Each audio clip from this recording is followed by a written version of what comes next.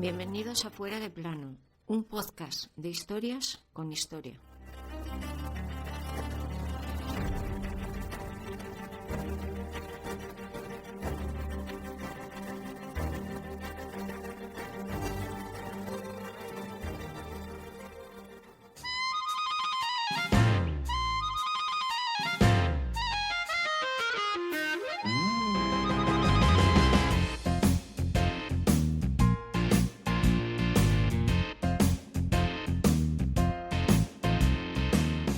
Si vas a esta ciudad de Estados Unidos y preguntas lo que pasó aquel 8 de octubre de 1871, seguro que sus habitantes te hablarán de la vaca de la señora O'Leary.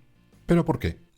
Pues básicamente porque la historia oficial siempre culpa a esa vecina del gran incendio que durante 3 días arrasó con la ciudad de Chicago. Aunque detrás de esta afirmación se esconden muchas cosas, sobre todo una mentira. Vamos a asistir al gran incendio de Chicago.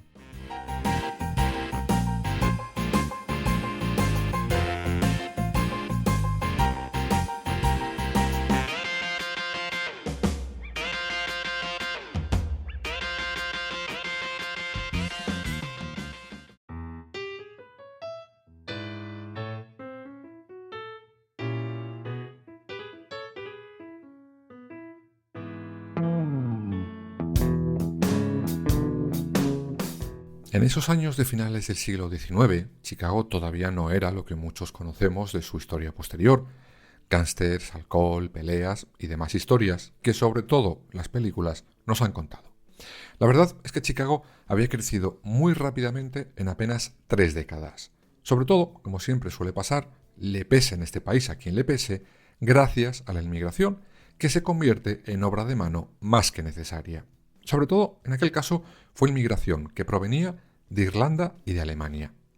Os aconsejo que os quedéis con este dato, pues en él se encuentra la clave de por qué se además a esa pobre vaca.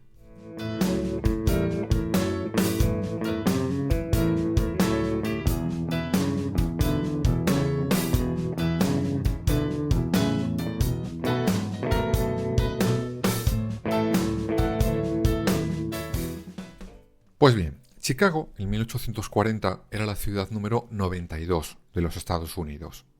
Tan solo 3 décadas después, gracias a esa inmigración, era ya la segunda.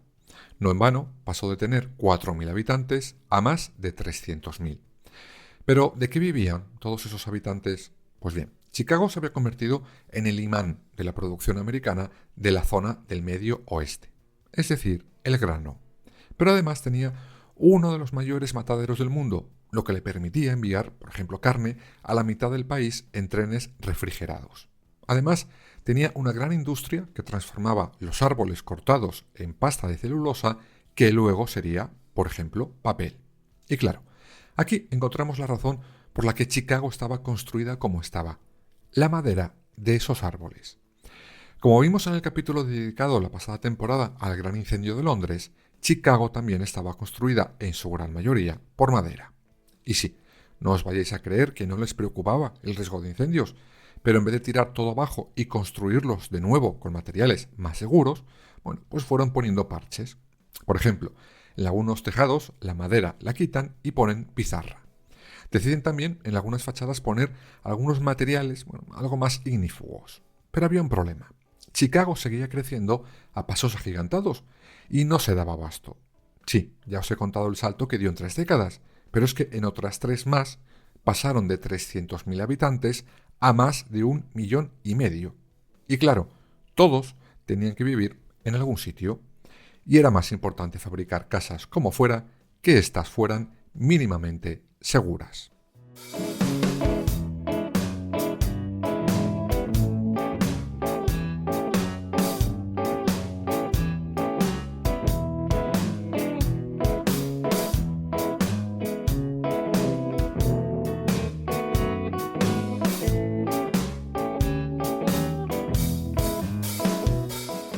Y claro, Chicago, al crecer tan rápido y sin estar preparada para ello con toda esa nueva población, empezó a pasar lo inevitable. La basura se iba poco a poco amontonando. Dicen que era una de las ciudades más sucias del mundo. Hasta el río estaba lleno de residuos. Y por si fuera poco, en esas aguas de Chicago se empezaban a tirar litros y litros y litros de residuos altamente inflamables. ¿Qué podía salir mal? Pues todo. Y oye, no dirían los habitantes de aquel Chicago que no se les dio oportunidad de corregirlo.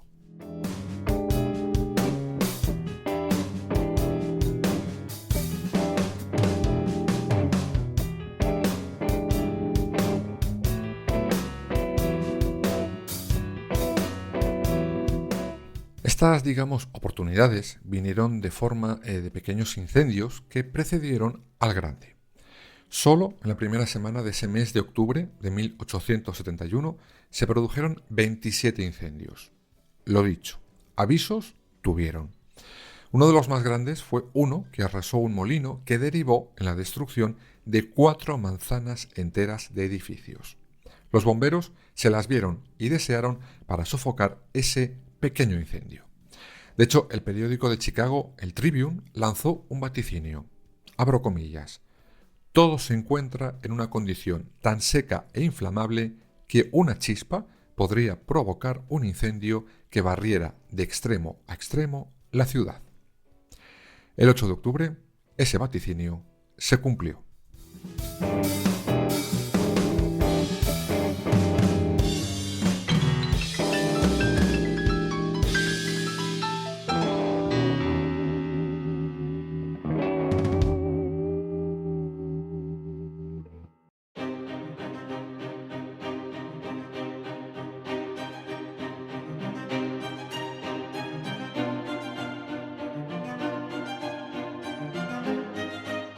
Ese día, a las 9 de la noche, se supone que esa famosa vaca de la familia O'Leary revienta de una coz una lámpara de aceite. Y poco a poco, todo lo que se iba encontrando ese fuego era consumido. Bueno, todo no, pues la casa de los O'Leary quedó intacta. Sí, como lo oís. Pero no solo la vaca supuestamente tuvo la culpa, no. A partir de ahí se suceden una serie de catastróficas desdichas.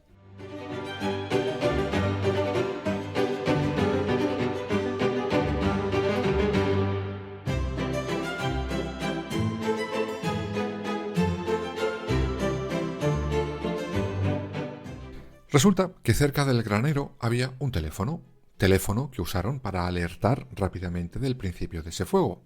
Ok, pues bien, desde ese teléfono no se oía nada, ruidos y más ruidos. Cuando por fin consiguen ponerse en contacto con alguien, pues volvemos a liar la parda. Los funcionarios que estaban de guardia dan la dirección al cuerpo de bomberos para que vayan a apagar el fuego. Pues bien, se equivocaron. Sí, se confundieron al dar la dirección, y no una, sino 2 veces. Por esa razón, los bomberos llegaron a la dirección correcta 45 minutos después de que aquel fuego hubiera comenzado. Por desgracia, ya era tarde. El tiempo pasado había sido muy valioso y lo habían perdido.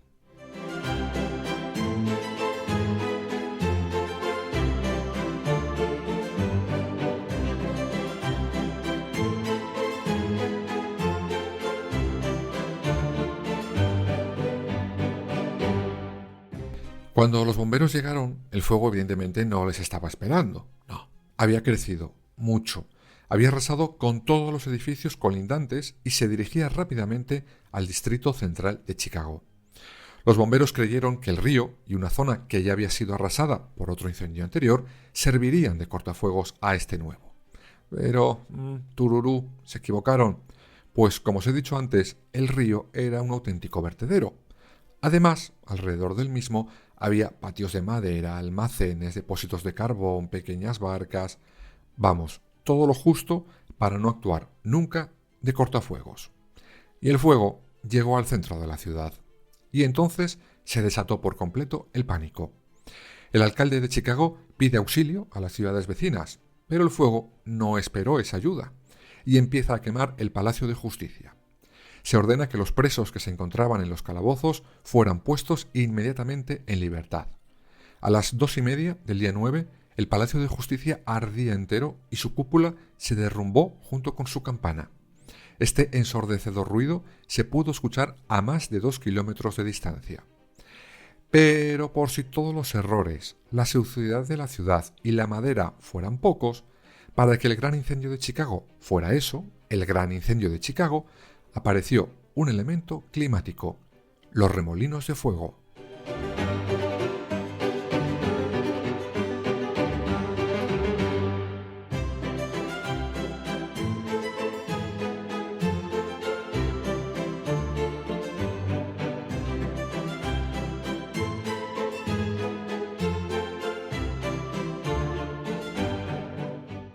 Una breve clase rápida. Resulta que cuando el aire sobrecalentado por el fuego sube, entra en contacto con más aire, pero este está más frío y eso deriva en que comience a girar creando, una especie de tornado.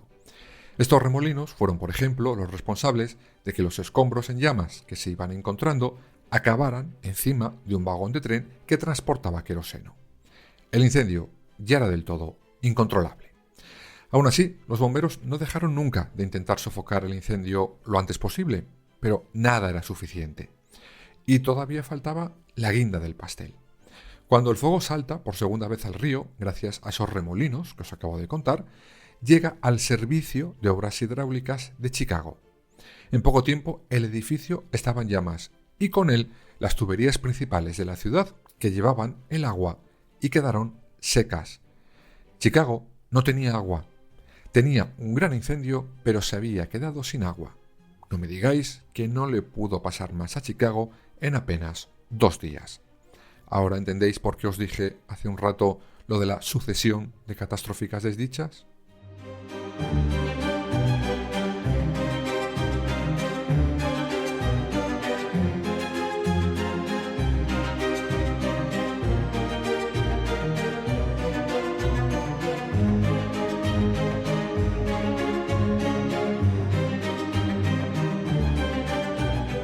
Finalmente, el incendio de Chicago terminó.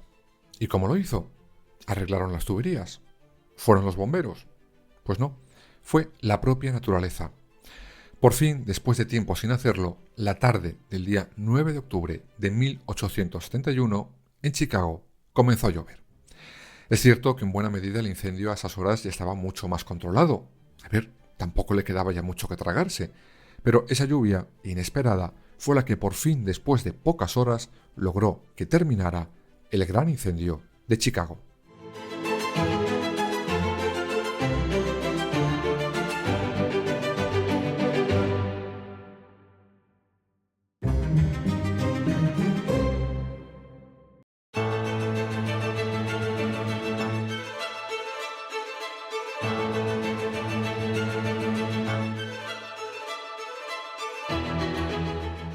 Y como siempre pasa en estos casos, una vez que el incendio termina, era hora de hacer el recuento de los daños. Y vaya si los hubo. El incendio arrasó un área de 6 kilómetros de largo por 1 de ancho, más de 117 kilómetros de carreteras, 190 de aceras y multitud de postes y demás obras públicas fueron totalmente destruidos. De esos 300.000 habitantes de Chicago, 90.000 se quedaron sin hogar. Se recuperan aproximadamente unos 120 cuerpos, pero el número podría ser de 300, pues según los forenses de la época, muchos podrían haberse ahogado en el río o directamente calcinados completamente sin dejar ni un solo rastro. Pero Chicago tenía que reconstruirse y lo empieza a hacer con una ayuda de muchas de esas ciudades a las que había servido con sus industrias. La ayuda humanitaria, podríamos llamarla así, llegó rápido y en abundancia. Pero, como dice el refrán, el hombre es el único animal que tropieza 2 veces con la misma piedra. Y la gente de Chicago no iba a ser menos. Decidieron de forma increíble levantar de nuevo la ciudad, en su mayoría con madera. Sí, con madera de nuevo, lo oís bien. Esto se supone que tiene una explicación. Era más barata que hacerlo en ladrillo, piedra o mármol. Pero es que, además, algunos comerciantes medio lelos, con perdón, pero es que se lo merecen, creyeron que levantar sus nuevas tiendas con madera era, más bonito, más cookie, más distinguido. Vamos, que no habían aprendido nada de nada. Pero una vez más, la naturaleza les enseñó de qué iba esto.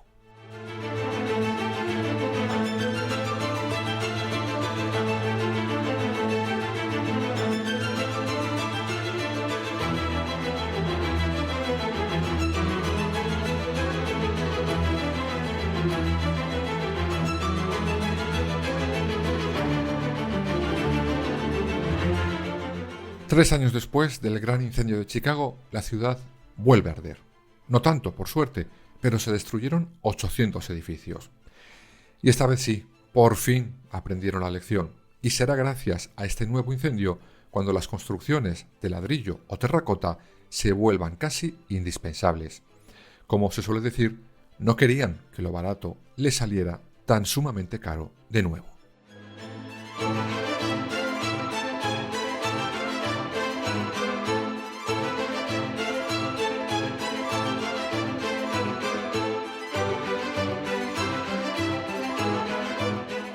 Y esta es la historia del gran incendio de Chicago. Vaya la que lió una vaca, ¿no? Bueno, pues no fue la vaca de los O'Leary. Bueno, sí fue ella según la historia oficial que decidieron contar desde ese momento. ¿Pero quién la decidió contar? Pues el verdadero responsable del gran incendio de Chicago.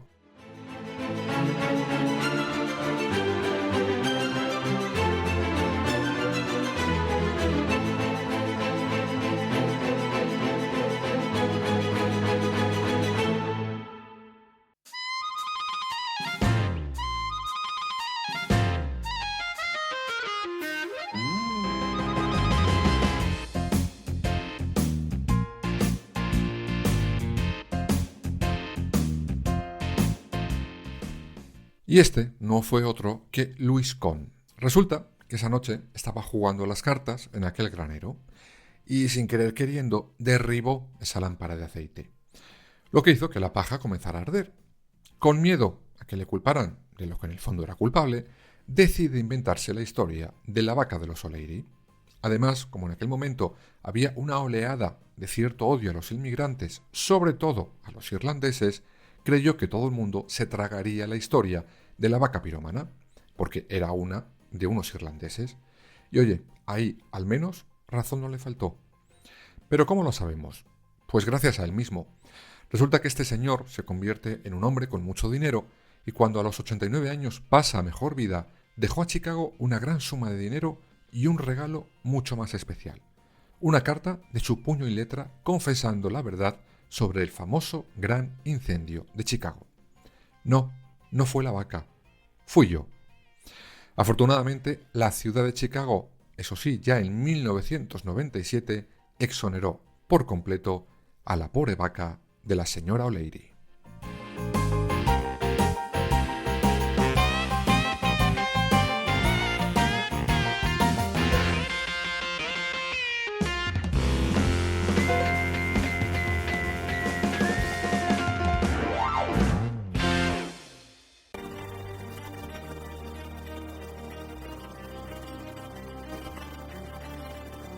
Escúchanos en las principales plataformas digitales y ahora también en nuestra página web www.fueradeplanopodcast.es y síguenos en todas las redes sociales, Twitter, Instagram, Facebook y Threads.